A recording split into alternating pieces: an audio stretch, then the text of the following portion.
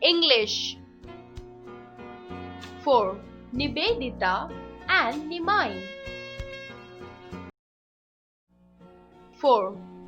Nivedita and Nimai. Reading.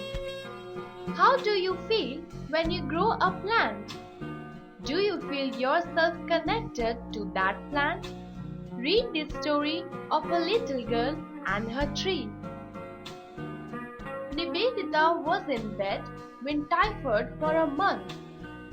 Her best companion, Nimai, was with her all the time. She loved Nimai. She could hardly think of a more beautiful picture than the long spreading branches of Nimai. Yes, Nimai was the name of a tree. It was a large neem tree, a very important part of that Bengali house. Nivedita's grandfather planted a tree on the day their family first entered that house. He collected the sapling from the old office gardener with great difficulty. Since then, Nimai has been a part of their family life. Nivedita has seen her grandpa sitting under his favorite tree from morning till midday in every season. Grandpa used to have his tea and breakfast there. He loved to see the neem flowers appearing in March, the air carrying their fragrance, and the greenish yellow fruit ripening in summer.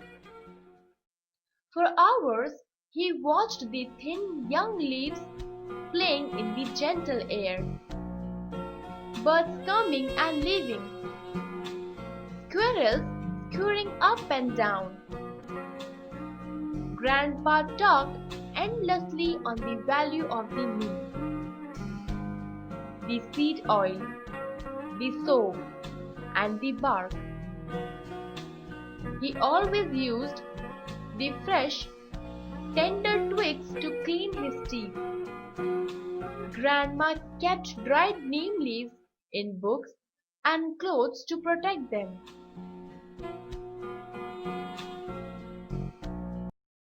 But one day, suddenly and silently, Grandpa's end came. He was sitting under Nimai when he died. More than ever before, for Nivedita, Nimai came to have a connection with her grandpa. A few months later, Nivedita's mother came in saying, "I have a surprise for you. Do you know, our new car is coming today." Nivedita jumped up, very excited. She announced, "I am going on a long drive with Papa this very morning." When the first excitement was over, her mother tried to tell her cautiously, "Your father says that we have to cut down Nimai, as we have to make a garage for the new car." Nivedita could not believe her ears. She said, "Mother, how could you even think of that? What would Grandpa say if he were alive?" Her father soon joined them. He tried to explain, "Your grandfather was my father. I also loved him. We can remember him in 100 other ways. Moreover, where do we keep the car?" Then he went out saying, "I don't know how a child can prefer to have a neem tree to a new car. Anyway, the woodcutters are coming tomorrow morning." That evening, a strange thing happened. The sky was dark with heavy black clouds just when it was time to her father to return from work. It was thundering outside, and Big raindrops started to fall. The fragrance of wet soil was so strong that Nivedita inhaled it deeply, like she had seen her grandfather do. Suddenly, an enormous crash almost deafened her. The lights went instantly, and the very bright large flash lit up the darkness. Nivedita could only see that Nimai was burning, and her father was heard screaming from somewhere near the gate. A powerful bolt of lightning struck the tree. Had Nimai not been there, her father might have been hurt.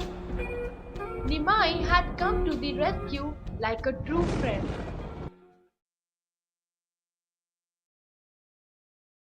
Next morning, Nivedita was not in her room. A note on her table said that she is going out with her old cook Prasad. Hours passed, and her parents became more and more anxious and impatient. It was late in the day when Nivedita returned. She had walked a long way and was covered with dust, but she wore a big smile on her face. In her hand was a tender neem sapling, like a shining green jewel. I found Grandpa's old gardener's house and got this plant from his son. When one tree is gone, we should plant another in its place, she said in a very simple but wise manner.